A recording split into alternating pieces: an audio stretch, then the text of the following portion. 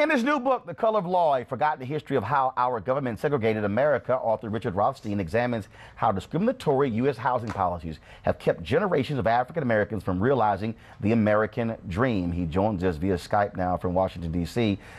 And Richard, this, I have given speeches, I don't know how many years, and I've talked about this very issue. And it kills me when I'm talking to white folks in America, who even some black folks. I don't know why black folks can't get their stuff together and just live the American dream without realizing that if you really looked at the history of America, and if you looked at in terms of 398 years since we got here, August of 1619, we've only been technically fully free Americans for 47 years, if I'm using 1970 as my marker.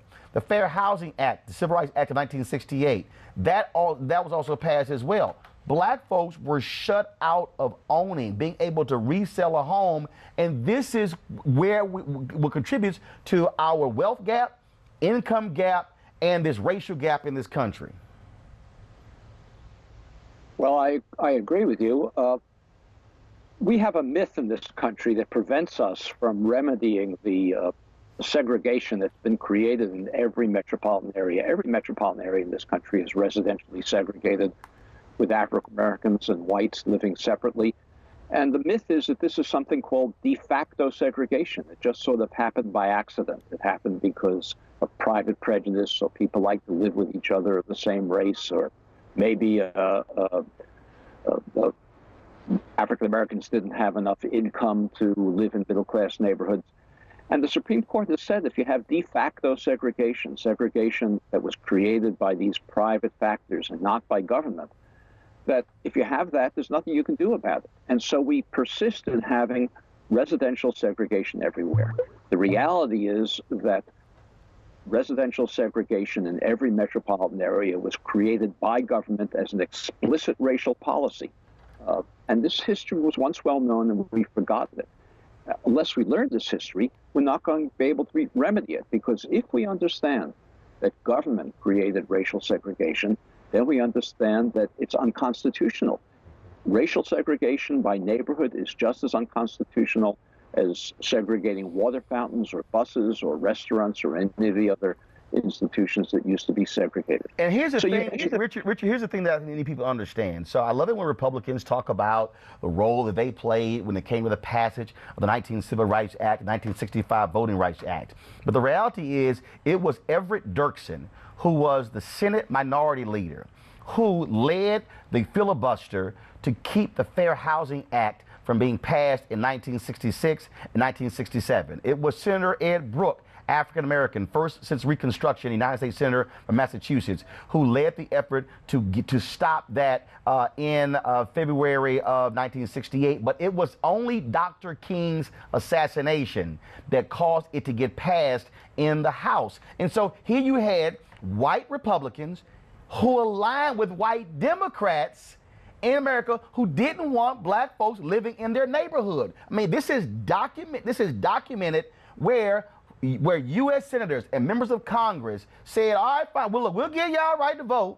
Okay, fine, we'll let y'all go to some hotels. Y'all can't live near us. That was policy in this nation. Well, we have to understand something about the Fair Housing Act that was eventually passed in 1968. All the Fair Housing Act did, and it was important, was prohibit future discrimination. But racial segregation in housing is very different from the other kinds of unconstitutional segregation that we abolished. After all, if you abolish segregation on buses, the next day you can sit anywhere you want on a bus. But if you abolish segregation in residential neighborhoods, the next day things don't look much different. And so in addition to prohibiting future discrimination, we need to remedy the government-created segregation that was done in the past. And the Fair Housing Act doesn't do that. So, for example, you mentioned before the wealth gap.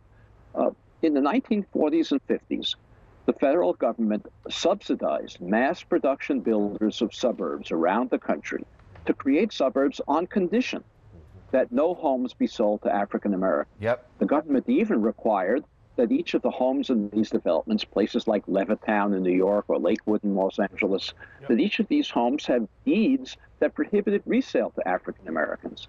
Those homes were very inexpensive. African American war veterans, for example, could just as easily have afforded them as whites, but the federal government prohibited, actually prohibited in writing, African Americans from buying homes in those suburbs. They were inexpensive. At that time, those homes in places like Levittown, they cost about $90,000 in today's money. Today, they sell for $500,000.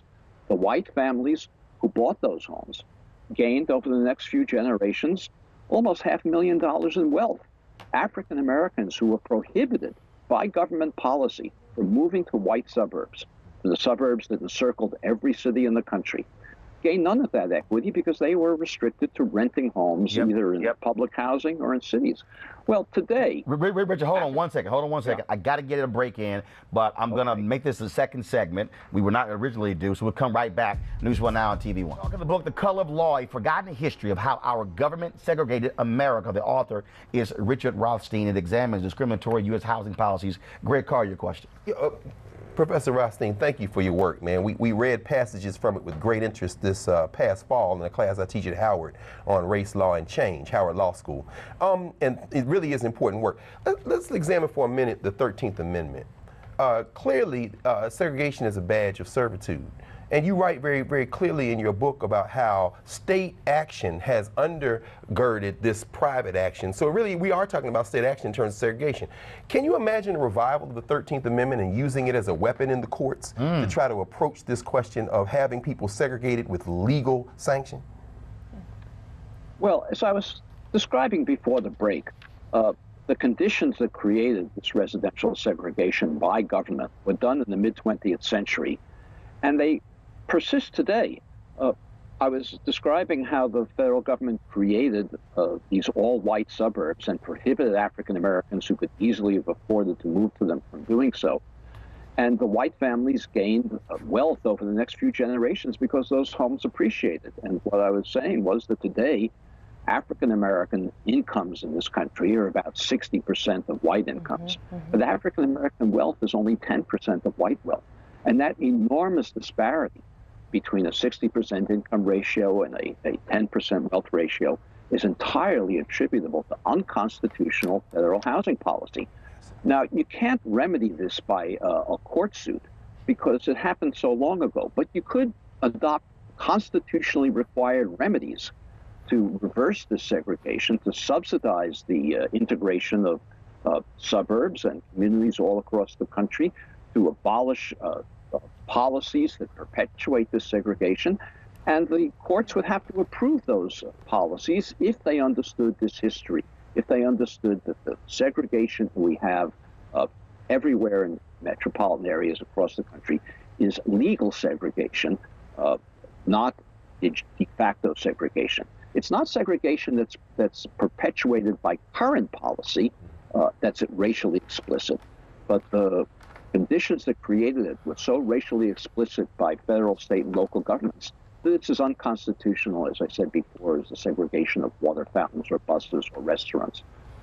We've never remedied it, and simply prohibiting future discrimination won't undo the effects of these policies. All right, then. Richard Rothstein. The book is, of course, The Color of Law. Folks, you definitely want to check this out. A Forgotten History of How Our Government Segregated America. We appreciate it. Thanks a lot. Thank you. It's amazing how folks don't understand how we got here.